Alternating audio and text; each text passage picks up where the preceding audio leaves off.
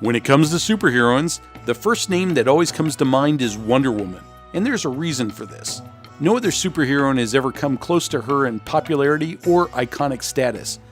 So in today's video,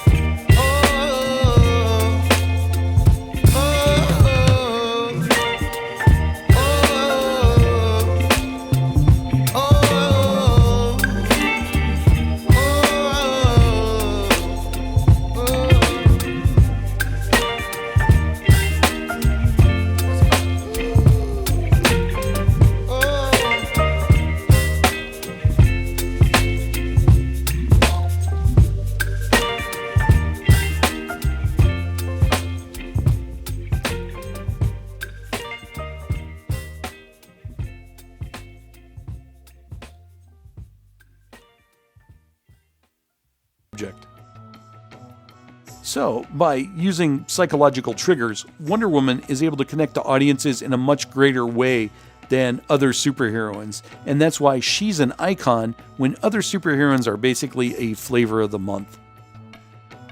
And now, with that being said, let's take a look at 10 early superheroines that Wonder Woman left in the dust.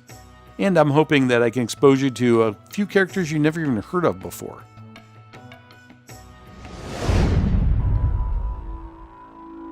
As it turns out, Wonder Woman wasn't even the first Amazon in pop culture. In 1939, Fantastic Adventures featured the Tales of the Golden Amazon. Originally, her story was a sci-fi version of Tarzan. The Golden Amazon is Violet Ray. Her parents are both scientists. They build a spaceship that crashes on the planet Venus, and Violet is the only survivor. On Venus, Venusian Hotlanders teach her their ways, and as she grows up, the environment gives her superpowers such as superior intelligence and super strength. The environment also changes her skin and hair to the color gold. At times, the Golden Amazon comes off as cold and merciless. She often strangles bad guys with her bare hands. With her first appearance in Fantastic Adventures, readers voted her the best of the issue, and this encouraged the editor to ask writer John Russell Fearn for more adventures, and he cranked out 3 more stories using this storyline. In 1944, Fearn reinvented the character, and this time she got her superpowers from a medical experiment. Although Fearn was a British author, the Golden Amazon at first only appeared in American and Canadian pulp magazines. Eventually, she appeared in hardback form in his native Britain. Altogether, Fearn wrote 27 Golden Amazon stories that were published between 1939 and 1961.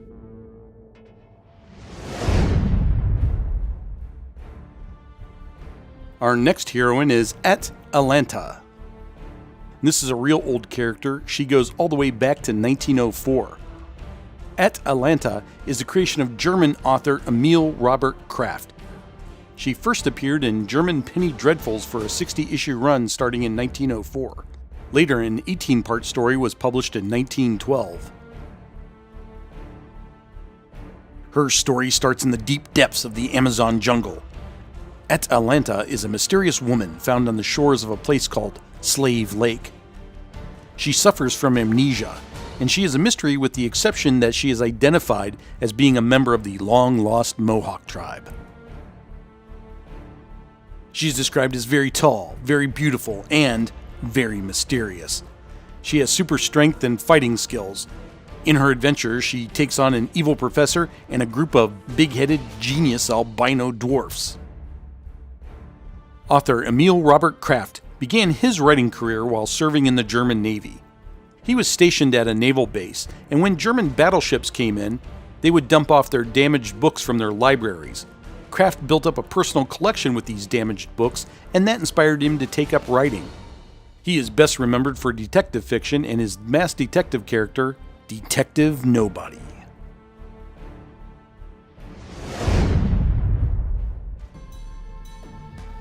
Phantoma is generally thought of as the first comic book superheroine. She is the creation of troubled artist Fletcher Hanks. Many historians consider Hanks a creative genius, but according to his family, he was a monster. He was an abusive alcoholic and troublemaker who often attacked them with physical violence. And when you read his stories, his anger actually comes out onto the pages. Phantoma is a jungle goddess, and normally she appears as a beautiful woman.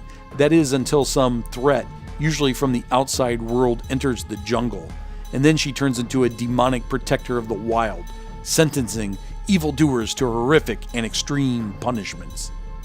Phantoma made her first appearance in Jungle Comics #2, which is cover dated February 1940. In all of the Phantoma adventures, Hanks uses the pen name Barclay Flagg. In 1937, Olga Mesmer, the girl with the X-ray eyes, graced the pages of Spicy Mystery Stories. And even though Spicy Mystery Stories was a pulp magazine, her adventures were in comic form. Olga's mother is the exiled queen of an underground civilization. Her father is a mad scientist who exposed her mother to radiation, and this prenatal exposure gives Olga super strength in addition to her X-ray vision. In her early adventures, Olga goes to the underground kingdom and helps her mother regain her throne. She later goes to the planet Venus and helps defeat an evil dictator. Her creator is unknown, but historians have pinned her early artwork to artist Watt Dell Lovett.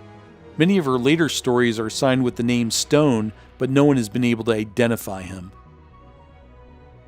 Believe it or not, some of the original artwork from this series still exists, and oddly enough, all of the surviving pages has Olga wearing ripped clothing. Credited as the oldest character in the DC universe is Siegel and Schuster's Dr. Occult. The Good Doctor goes all the way back to 1935. He made his first appearance in More Fun Comics number 6, but in that adventure, he wasn't alone. He had a female partner named Rose Psychic.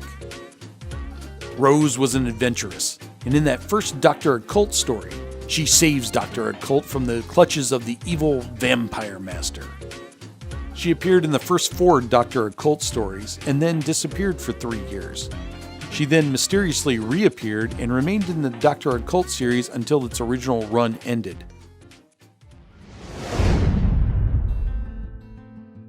During the golden age of comics, Quality Comics produced more superheroines than any other line, and one of their earliest female characters was Wildfire.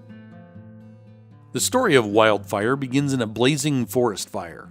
A mysterious fire spirit, calling himself Lord of the Fire, discovers a little girl wandering through the burning trees. Her parents have been killed by the fire, but she is not harmed or afraid of the fire. This little girl is Carol Vance. The Lord of the Fire is in awe of her raw innocence and grants her immunity from the flame. This gift from the fire spirit gives her superpowers, which allows her to command fire. She can shape fire into weapons such as a flaming axe, and she can also create a protective screen that melts bullets, and her command of fire also gives her the power of flight. After the fire that killed her parents, forest rangers discover Carol among the burned out trees. When the story of her survival hits the newspapers, an elderly couple who are without children adopts her. Carol keeps her powers a secret. She grows up into a beautiful young debutante. She lives the life of wealth and ease, and she even describes herself as a playgirl. In her adventures, she fights gangsters and saboteurs, and on the rare occasion, she faces off against costume supervillains such as the Fire Devil and the Frog. Wildfire only had a 12-issue run in Smash Comics. She is currently part of the DC universe, but is seldom ever used. Another Quality Comics superheroine is the Phantom Lady. Sandra Knight is the daughter of a U.S. senator. Armed with a blackout light that blinds her enemies, she takes on gangsters and saboteurs.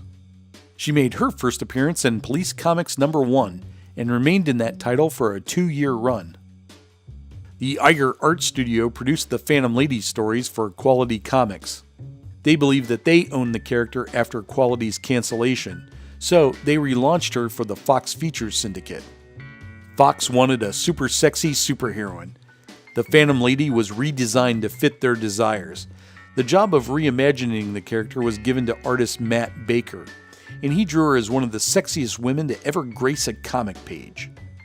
The Fox Phantom Lady also contained sexual innuendos snuck into the dialogue.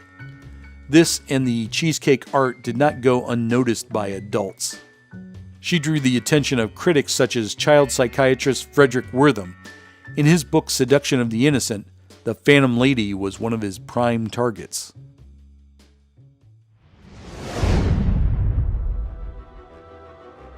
Another major target of Frederick Wortham is the Black Cat. He took exception to the brutality that appeared in Black Cat comics. The Black Cat was an adventuress whose main skill was martial arts. In her comic book, there would be 1 or 2 pages dedicated to demonstrating martial arts or wrestling moves. These how-to pages taught and encouraged violence according to Wortham. The Golden Age Black Cat was produced by Harvey Comics. She made her first appearance in their very first publication, a digest-size comic called